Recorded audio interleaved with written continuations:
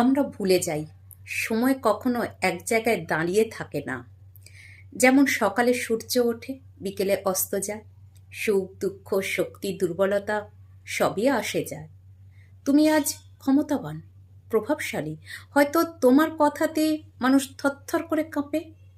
কিন্তু কাল যদি সময় মুখ ফিরিয়ে নেয়, তখন সেই লোকটা হয়তো তোমার মুখের দিকে ফিরেও তাকাবে না।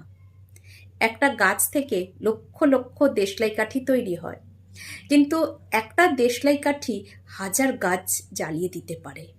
মানুষও ঠিক তেমনই।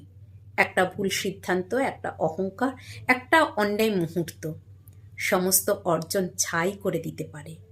তাই যত উঁচুতেই ওঠো না কেন, মাথা যেন মাটিতেই থাকে। সময়ের কাছে সবাই সমান। রাজা যেমন মরে, ভিখারিও তেমন মরে। তোমার সম্পদ, তোমার প্রভাব, তোমার নাম সব হারিয়ে যায়।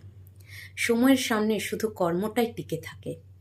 অন্যকে কষ্ট দিয়ে কেউ কখনো সত্যিকারের জেতে না। যে মানুষ নিজের ক্ষমতায় মত্ত হয়ে দুর্বলদের আঘাত করে, সে আসলে নিজের পতনের পথটাই তৈরি করে। কারণ সময়ের স্মৃতি খুব তীক্ষ্ণ। সে ভোলে না, শুধু অপেক্ষা করে। যখন সুযোগ আসে, তখন সে হিসেব চুকিয়ে নেয় বিন্দু বিন্দু করে। প্রকৃতিও কখনো অহংকার পছন্দ করে না। পাখি যখন পিঁপড়ে খায়, সেটা তার বেঁচে থাকার নিয়ম। কিন্তু যখন সেই পাখিটা মরে যায়, তখন তা পিঁপড়ের খাবার হয়ে ওঠে। এটাই প্রকৃতির ন্যায় বিচার। এই পৃথিবীতে সবই ঘুরে ফিরে আসে। প্রতিটি কাজের প্রতিদান একদিন না একদিন মিলেই যায়।